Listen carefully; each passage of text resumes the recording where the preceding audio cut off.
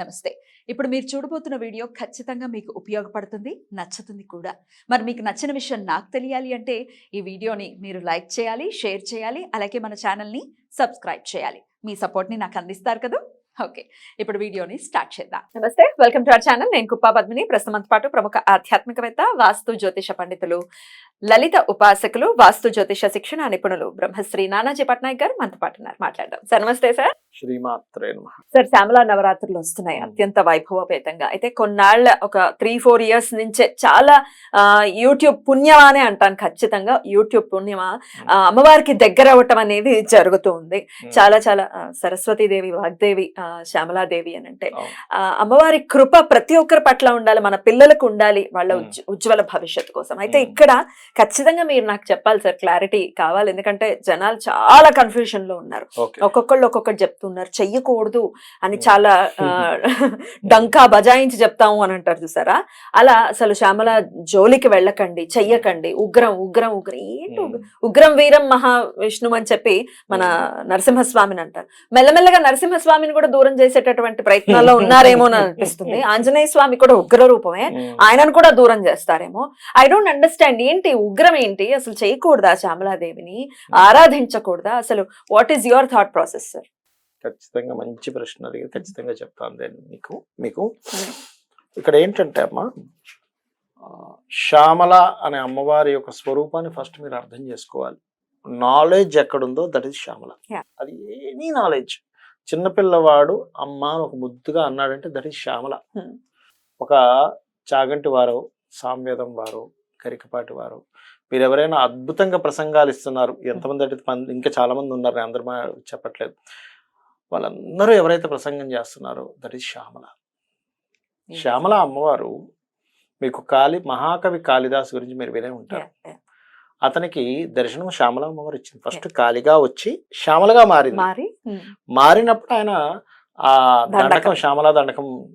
మరి ఉగ్రదేవత కదా, ఆయన ఒక్కసారి ఆయన పూజించారు ఆవిడ్ని, మరి ఆయన కూడా పాడైపోవాలి కదా. బానే ఉన్నారే, అదే కదా చరిత్ర ఏం మాకు అలా చెప్పట్లేదు. కాళిదాసుని ఇంకా పొగుడుతున్నాం. మరి ఎందుకు మరి అమ్మవారు ఉగ్రదేవతలుగా కొన్నిసార్లు, సౌమ్యంగా కొన్నిసార్లు ఎందుకు ఉంది అంటే చెప్తాను చూడండి. ఇప్పుడు ఒక తల్లికి 3 పిల్లలు ఉన్నారు అనుకోండి. ఉదాహరణ, ఒక పిల్లడు బాగా చదువుకున్నాడు, డీల్ చేసే ఇది ఉంది.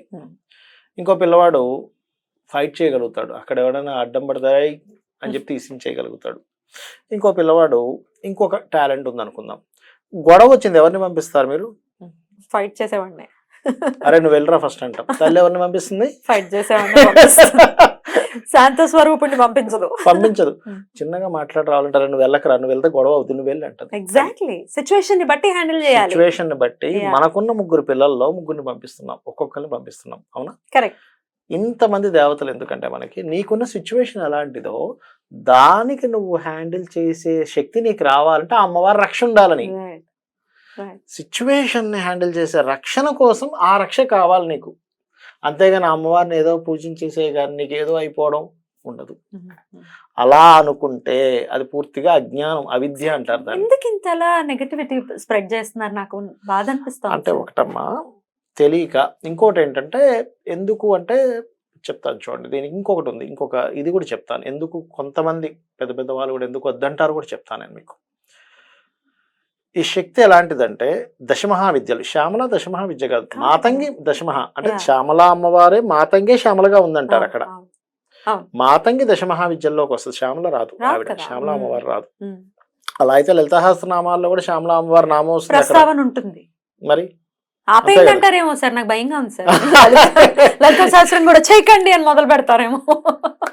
అయ్యో ఇలాంటి వాళ్ళు కూడా ఉన్నారు. నాకు మొన్న ఒక ఆవిడ ఫోన్ చేసి, ఏమండి మేము మా ఇంటి దగ్గర పూజారి గారు ఉన్నారు, మన పురోహితులు అన్నారు, పూజారి అనకూడదు, పురోహితులు గారు ఉన్నారు, మేము లలిత చేస్తున్నామండి అంటే, అమ్మమ్మో లలిత మీరు చేయకూడదు అన్నారండి, నిజంగా చేయకూడదు అన్నది ఆవిడ నాకు ఫోన్ చేసి.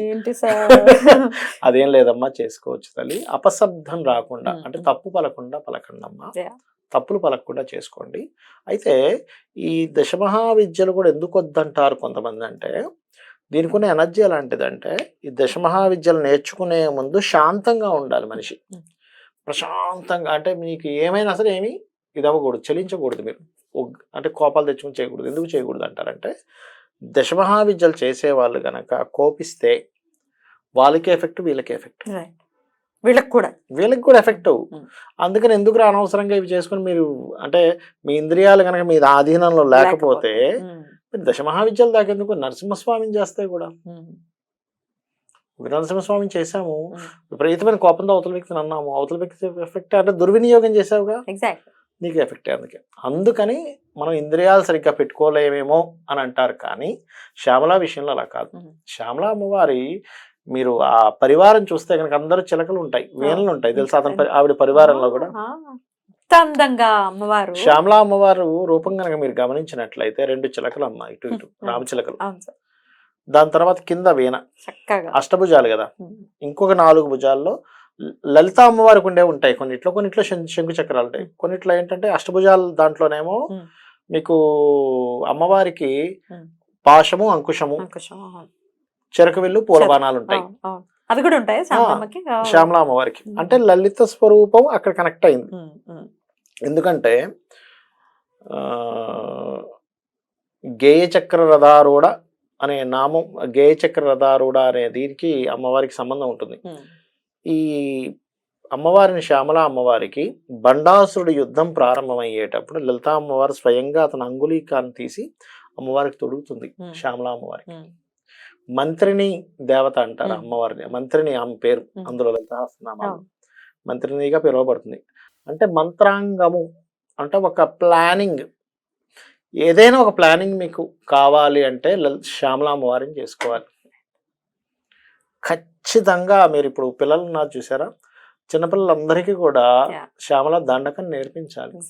ఇట్లా ఊదరగొట్టేస్తూ ఉంటే దండకం కూడా వెనక్కి ఆబ్వియస్ గా చదవకూడదేమో అని అనుకుంటూ అయ్యో అమ్మవారు లేకపోతే ఎగ్జాక్ట్లీ అసలు ఎక్కడుంది శాస్త్రంలో ఈ నవరాత్రులు అది ఉగ్రం అని మీరు ఎలా డిసైడ్ చేయాలి చెప్తా చూడండి. శ్యామల దండకం మీరు కనుక మొత్తం చదివితే అమ్మవారి ఆవరణలు, కదంబ వనంలో ఎలా ఉంది ఆవిడ మొత్తం ఎవ్రీథింగ్, అంటే శిరస్సు నుంచి పాదాల వరకు ఎలా ఉంది మొత్తం ఉంటుంది అందులో.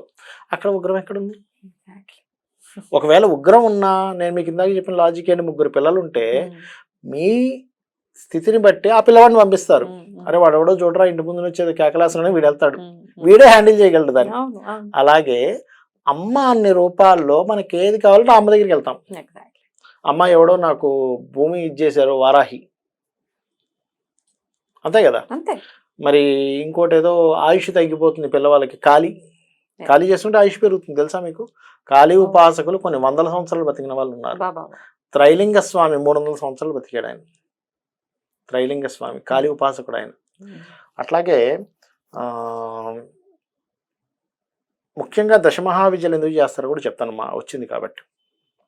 కొన్నిసార్లు మనిషి బాగా పూర్వజన్మలో తెలుసో తెలియకో అజ్ఞానంలో విపరీతమైన దోషం జరిగింది అతనికి, అంటే కొన్ని కర్మలు చేశాడు.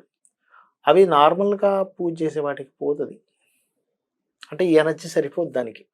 అంటే ఒక చెట్టును కొట్టాలి, గొట్టలు కావాలి, అంతేగాని మీరు వెళ్ళి పువ్వుతో కొడతానంటే ఒక్కనాటికి పని అవ్వదు కదా, జీవితం అంతా పువ్వుతో అది. గొడ్డలు కావాలి. అప్పుడేంటి ఈ దశమహావిద్యల్లో నీ యొక్క కామక్రోధ సంబంధించిన అన్ని కూడా తొలగించుకొని అమ్మవారాన్ని పట్టుకుంటే ఆ ఎనర్జీ నీ కర్మలు తొలగించగలుగుతుంది, కంప్లీట్ కర్మలు నీకు తొలగించగలుగుతుంది. అందుకని అసలు శాస్త్రంలో ఎక్కడున్నాయి ఇన్ని నవరాత్రులు? దశమహావిద్యలకు సంబంధించిన అన్ని నవరాత్రులు వచ్చేస్తాయి, ఇంకా ప్రతి నెలకు ఒకటి పెడతారు, ఉన్నవేమో 12, ఇంకెన్ని నవరాత్రులు మరి జొప్పిస్తారో అంటూ కొన్ని కమెంట్స్ కూడా వినటం జరిగింది. దీన్ని ఎట్లా చూడొచ్చు సార్? చాలా స్పష్టంగా బ్రహ్మాండ పురాణంలో ఉంది ఒకటి, శ్యామల నవరాత్రుల గురించి ఉంది. లేకపోతే ఎందుకు చేస్తారు? సరే అమ్మ సరే లేదే అనుకుందాం కాసేపు, అసలు ఎక్కడా లేదు. చేసుకోవడం వల్ల వచ్చే నష్టం ఏంటి? చేయొద్దనే కదా మెల్లగా ఇంప్లాంట్ చేస్తున్నారు అన్న మాట ఏంటంటే సార్, కొన్ని లాజిక్లు భలే అసలు తెలివిగా మాట్లాడుతున్నారు అని అనిపిస్తుంది. ముందు సాత్వికంగా చేసుకోండి అని ఇంప్లాంట్ చేస్తారు, దాని తర్వాత అది అలవాటు అయిపోతుంది, తర్వాత దశమహావిద్యల్లోకి వెళ్ళిపోతారు అంటూ దాన్ని రిలేట్ చేస్తూ లింక్ చేస్తూ మాట్లాడితే అసలు అబ్బా ఏమి అజ్ఞానంలో అద్భుతమైనటువంటి టాలెంట్ అని అనిపించింది. అంటే అలా కాదు, అందుకే ఒక గురువు దగ్గర నేర్చుకోవాలంటారు. మీరు అంటున్న దాంట్లో కూడా కొంత మీరు అన్న దాంట్లో మీ పాయింట్ ఆఫ్ వ్యూ కరెక్టే ఉంది. కొంతమంది గురువులు చెప్తుంటారు, ఇలా ఎవరు పడితే వాళ్ళు చెప్పడం కాదు. కొంతమంది గురువులు ఏమంటారంటే, నువ్వు గురువు దగ్గర కొన్ని రోజులు శుశ్రూష చేసుకుంటే గురువు నిన్ను అబ్జర్వ్ చేస్తాడు, నీకు ఈ విద్య ఇవ్వాలా వద్దా అని. అలా తీసుకోవాలి గురువుల దగ్గర. సార్ ఇదంతా తీసుకోవడం గురించి కాదు సార్, అసలు మామూలుగా నవరాత్రులు వస్తున్నాయి, అమ్మవారి పటానికి చక్కగా ఏదో పూజ చేసుకుని శ్యామల దండకం చదువుకోమని చెప్తున్నాం, అది కూడా వద్దు వద్దు వద్దు అని ఊదరగొడుతున్నారు. చదువుకోవడం అనేది తప్పు అంటే అది కంప్లీట్ గా శ్యామల అమ్మవారిని అవమానించినట్టు. డెఫినెట్లీ శ్యామల అంటే నీకున్న తెలివితేటలనే నువ్వు అవమానించుకున్నట్టు. శ్యామల అంటే నాలెడ్జ్, వేనుంది, పుస్తకం ఉంది. మీకు సంగతి తెలుసా, శ్రీకృష్ణ పరమాత్మ అతను భగవద్గీత చెప్పడానికి శ్యామల అమ్మవారిని ఉపాసిస్తాడు. ఆయన ఉపాసిస్తే భగవద్గీత చెప్పగలిగాడు. శ్రీకృష్ణ పరమాత్మ ఫ్లూట్ ఊదడానికి శ్యామల అమ్మవారిని ఉపాసిస్తే ఫ్లూట్ ఊదగలుగుతాడు ఆయన. ఆమె విద్య కదా, అంతే కదా. అందుకని మీకు మహాకవి కాళిదాసు వృత్తాంతం మీకు తెలిసే ఉంటుంది. అందులో కూడా అతను చూడండి, అసలు అమ్మా విద్య ఇంకోటి వద్దు నాకు అన్నప్పుడు, అప్పుడు అమ్మవారు ఫస్ట్ ఒక రూపంలో వచ్చి శ్యామలగా మారి ఎనర్జీ ఇచ్చింది. మామూలుగా ఆవిడ వచ్చిన రూపంలోనే ఇవ్వచ్చుగా. అంటే ఏమిటి, నీకు ఒక నాలెడ్జ్ రావాలంటే శ్యామల ఎంటర్ అవ్వాలి. అద్భుతం సార్. అయితే నిస్సందేహంగా చేసుకోమంటారు. 100% చేసుకోవచ్చు. దీనికి ఒక చిన్న ఎగ్జాంపుల్ చెప్తా, చెప్పండి. నిన్నే జరిగింది నాకు ఒక లేల అనుకోండి, అది మిరాకిల్ జరిగింది. నేను అనంతపూర్ వెళ్ళాను వాస్తుపరం వర్క్ మీద. అతను వెళ్ళిన క్లయింట్ కూడా చాలా మంచి పర్సన్. నన్ను కార్లో బస్ స్టాండ్ వరకు, అంటే అనంతపూర్ నుంచి ఇంకో దగ్గరికి వెళ్ళాల్సి వచ్చింది, బళ్ళారి వెళ్ళాల్సి వచ్చింది. అది ఒక 2.5-3 hours జర్నీ. బాటిల్ మర్చిపోయా, వాటర్ బాటిల్ మర్చిపోయా. అయితే నేను పొద్దున్న నుంచి కూడా నేను శ్యామల అమ్మవారికి సంబంధించిందే వింటూ ఉన్నా కంటిన్యూస్ గా. ఇప్పుడు కూడా వింటూ ఉన్నా. ఇప్పుడు కూడా మీరు వచ్చినప్పుడు దండకం వింటున్నా కదా. వింటూ అక్కడ ఎక్కేసానండి. ఇక్కడ లేదు, అనంతపూర్లో విపరీతమైన ఎండలు, ఎండాకాలం లాగుంది అక్కడ. అయ్యో అసలు విపరీతమైన ఎండలు. అయితే ఎక్కి బాటిల్ లేదు, ఒక అరగంట బస్ కదలేక విపరీతమైన దాహం వేసేస్తుంది నాకు. ఆ రోడ్డు చూస్తే ఎక్కడ అది ఆగేటట్టు కనిపించట్లేదు, ఎవడు అమ్మేటట్టు కనిపించట్లేదు ఎక్కడ కూడా. శ్యామల అమ్మవారికి సంబంధించిన విషయం ఒకటి ఉందండి, ఏమిటి తెలుసా మీకు, లౌకిక అలౌకిక సంబంధించినవి తొందరగా నెరవాలంటే ఆ శ్యామల అమ్మవారు అంటుంటారు కదా. పొద్దు నుంచి శ్యామల అమ్మవారి దగ్గర నేను వింటున్నాను, అమ్మవారు ఇప్పుడు నాకు వాటర్ ఇస్తుంది అనుకున్నా. మీరు నమ్మరు, అది ఎప్పుడో ఇవ్వడం కాదు, 10 నిమిషాల్లో ఇస్తుంది నాకు. 10 నిమిషాల్లో నాకు అమ్మవారు ఇస్తుంది. శ్యామల అమ్మవారే ఇప్పుడు నాకు నీళ్ళు ఇస్తుంది. విపరీతమైన దాహం, ఇంకో 2 గంటల జర్నీ ఉంది. 2 గంటలు నేను ఆ దాహంతో ఇదిగా ఉంది అనుకొని అలా కూర్చున్నానండి. ఇస్తుంది, ఎలా ఇస్తుంది అని లాజిక్ నాకు మైండ్లోకి వచ్చింది.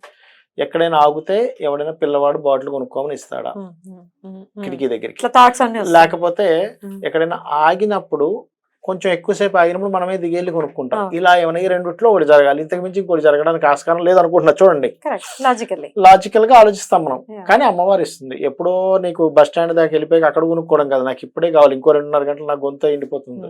కానీ నాకు అమ్మవారు ఇస్తుంది. అదే నాకు మైండ్ లో ఫిక్స్ అయిపోయింది, అమ్మవారు ఇస్తుంది అని. కూర్చొని నా పక్కన ఒక అతను కూర్చొని టైర్ పట్టుకొని కూర్చున్నాడు. ఆయన దిగిపోతాడు టైర్ పట్టుకొని, ఇంకా దిగిపోయాడు. బస్ స్టాండ్ వచ్చి దిగిపోయాడు. అక్కడ ఎవడు అమ్మేవాడు లేడు. ఎవడు లేటరా అసలు, ఎలా ఇస్తుంది, ఇక్కడ అమ్మేవాడు రావాలి, ఉండాలి, లేదు, మళ్ళీ వెళ్ళిపోతుంది బండి. వెనక నుంచి ఈయన దిగంగా వెనక నుంచి ఒక మనిషి వచ్చి ముందు కూర్చున్నాడు, పక్కన కూర్చుని బాటిల్తో కూర్చున్నాడు. ఏమండి నీళ్ళు అంటుంటే, సార్ మీకోసం సార్, తాగండి సార్ అని. నాకైతే మీరు నమ్మరు, ఒళ్ళు గగ్గుర్లు పడుస్తున్నాయి నాకే. ఒక్కసారిగా ఇట్లా అనిపించా, అసలు ఇది ఎక్స్పెక్ట్ చేయలేదు ఏంటి నేను. అనటం ఏమిటి, మీరు అడగటం ఓకే, ఆయన మీకే ఇవ్వటం మీకోసమే అనటం ఏంటి. ఇస్తే నాకు ఫుల్ అది మొత్తం బిస్లరీ వాటర్ అండి, ఇంకా సీల్ కూడా ఓపెన్ చేయలేదు. తీసి నాకు మొత్తం తాగేంత దాహం వేస్తుంది. కానీ అమ్మ పక్కవాడి బాటిల్లో తీసుకొని మొత్తం తాగేస్తే ఏం బాగుంటుంది. 60% తాగా, 40% ఆపుకున్నా. అమ్మో ఇది తాగితే బాగోదు అని అక్కడ పెట్టేశాక 1 గంట తర్వాత ఒక దగ్గర ఆగింది. అక్కడ అమ్ముతున్నాడు. అక్కడికి వెళ్ళి ఒక బాటిల్ కొనుక్కొని, ఒక మిరిండా బాటిల్, ఒక బిస్లరీ బాటిల్ కొనుక్కొని ఈయన నిద్రపోతున్నాడు. ఇంకా నాకు ఇచ్చేసాడు, పడుకుని పోయాడు. ఆ బాటిల్ తీసి మళ్ళీ ఈ బాటిల్ ఓపెన్ చేసి అందులో పోసి, అంటే ఈయనకి మళ్ళీ అవసరం పడవచ్చు కానీ ఎంత దూరం వెళ్తున్నాడు మనకు తెలియదు కదా. కానీ మిరాకిల్ అంటే మిరాకిల్ డెఫినెట్లీ. అంటే బ్యూటిఫుల్ సార్. అంటే నమ్మకం నమ్మకం, అట్లా పనిచేసింది. నమ్మకం. మళ్ళీ నేను ఎలా అనుకున్నానంటే ఎప్పుడో ఆగడం కాదు, ఒక గంట సేపటికి ఎక్కడో బస్ స్టాండ్ వస్తాయి, నాకు ఇప్పుడు 10 నిమిషాల్లో కావాలి దాహనేస్తుంది. అంటే అంత త్వరగా ఫలితం ఇస్తుంది శ్యామల అమ్మవారు. అద్భుతం సార్. చిన్న విషయం, ఇలాంటి ఇంకా అది అనుభవించాలి. అమ్మ మీద ఉన్న నమ్మకం, బా వెంటనే అమ్మవారు పలికారు అని అంటే ఆనందం వర్ణనాతీతం. మాతో షేర్ చేసుకున్నందుకు చాలా చాలా కృతజ్ఞతలు సార్. ఇట్లా రకరకాల మాటలు చెయ్యొద్దు చెయ్యొద్దు అని ఊదరగొడుతున్నారు. మీ మనసు చెప్తుంది ఖచ్చితంగా అమ్మవారి ఎంత శాంత స్వరూపంతో, ఎంత ముగ్ధ మనోహరంగా ఉంటుంది అమ్మవారి రూపాన్ని. ఆ రూపాన్ని చూసిన తర్వాత అదే నేను దండకం కూడా ఎందుకంటే మాటమాటికి వింటున్నాను, అందులో ఎంత పెద్ద పెద్దవండి. అసలు ఆయన ఎలా పలికాడు, ఎలా పలికిచ్చింది, పలకడం కదా అమ్మవారు, ఎలా పలికిచ్చింది అది. అసలు అమ్మవారిని దూరం చేసే ప్రయత్నం జరుగుతుంది. దయచేసి చెప్తున్నాను, మన పిల్లల ఉజ్వల భవిష్యత్తు వాళ్ళ అద్భుతంగా చదువుకోవాలంటే శ్యామలమ్మ కరుణ వల్లనే జరుగుతుంది. మనం వదలొద్దు అమ్మవారిని. నేను సార్ కరెక్ట్ చెప్పాను. అమ్మవారిని వదలడం ఏంటంటే వదలొద్దు. మనం మీరు అన్నట్టుగా ఎలాంటివి పెట్టుకోకూడదు అంటే, కొంతమంది ఇప్పుడు ఉగ్రంగా వెళ్ళి శ్మశానాల్లో చేస్తుంటారు, అలాంటివి చెప్తారా అలా అలా ఇంట్లో చక్కగా మీరు ఒక కలశం పెట్టుకొని అమ్మవారి దండకం స్తోత్రాలు చదువుకొని ఆ ప్రసాదం నలుగురికి పెట్టి దానికేమి ఇబ్బంది లేదు. 9 రోజులు కూడా అమ్మవారు ప్రత్యక్షమై అమ్మవారు వాక్కునిచ్చింది కాళిదాస్కి. శ్యామల అమ్మవారు ఏమిచ్చింది, వాక్కు ఇచ్చింది చక్కగా. అంటే అంత ఎంతో అద్భుతంగా మాట్లాడింది. ఇంకోటి ఏమిచ్చింది తెలుసా మీకు, ఒకటి చెప్తా పనిలో పని. ఒకసారి ఏం చేస్తారు, రాజుగారి దగ్గర ఉండేటువంటి కొంతమంది పండితులు ఇతని మీద కక్ష కట్టి, కాళిదాస్ వారిని కక్ష కట్టి రాజుగారికి ఒక మాట చెప్తారు. ఏంటంటే, ఏమండి మీరు కాళిదాస్ గారు ఏమనుకుంటున్నారు, ఆయన అంతా నాన్ వెజిటేరియన్ తినేస్తున్నాడు, మీకు తెలియదు, బయటకి అట్లా పండితుడుగా ఉంటున్నాడు అంటే. అవునా, అయితే ఈసారి ఆయనని మీరు రెడ్ హ్యాండెడ్గా పట్టుకుని నా దగ్గర తీసుకురండి అంటాడు. ఆయనకంతా తెలుసుగా, సర్వజ్ఞుడు కదా. కావాలని ఆయన ఏం చేస్తాడు, వీళ్ళ ముందు వెళ్ళి చేపల షాప్లోకి వెళ్ళి ఒక చేపలు చుట్టుకొని పట్టుకుంటాడు. అమ్మ దొరికాడు రా, భలే మనకు కరెక్ట్ టైంకి దొరికాడని పట్టుకుంటారు. పట్టుకొని మిమ్మల్ని ఉన్న పలంగా రాజుగారు తీసుకురమ్మన్నారు అని చెప్తారు. అవును అయితే పదండి అని వెళ్ళిపోతాడు. వెళ్ళేసరికి రాజు, ఏంటి రామకృష్ణ కాళిదాసు ఎక్కడ ఏంటి సంకలో ఏమిటి అంటే, స్వామి అవి గ్రంథం ఉంది అంటాడు. గ్రంథం ఉందా, మరి అదేంటి నీరు గారుతుంది అంటే, సారం స్వామి, గ్రంథం యొక్క సారం నీరు గారుతుంది అంటాడు. ఓహో, సారం. అమ్మవారికి పూజ చేసుకోవచ్చు. ఇంకొక ఎపిసోడ్ లో మనం వివరంగా మాట్లాడుకుందాం సార్. సో ఇట్లా వద్దు వద్దు వద్దు అని చెప్తూ ఉన్నారు. సాత్వికమే చేసుకోండి అని చెప్పేవాళ్ళు పాపం ఎవరైనా ఏదైనా చిన్న మాట అంటే ఉగ్ర రూపాన్ని దాల్చేసి తిట్టేస్తున్నారు. సో మనం కొంచెం బుర్ర పెట్టి మనం కూడా ఆలోచిద్దాము, శ్యామలమ్మకి దూరం అవ్వద్దు. అమ్మ అనే భావంతో చేసుకోవడమే, లేదు అక్కడ సాత్వికంగానే ఉంది, అక్కడ ఉగ్రంగా ఏం లేదు అక్కడ. నెక్స్ట్ ఎపిసోడ్ లో నవరాత్రుల గురించి విశేషంగా మాట్లాడుతున్నాం. Thank you sir. నమస్తే. శ్రీమాత్రే నమః.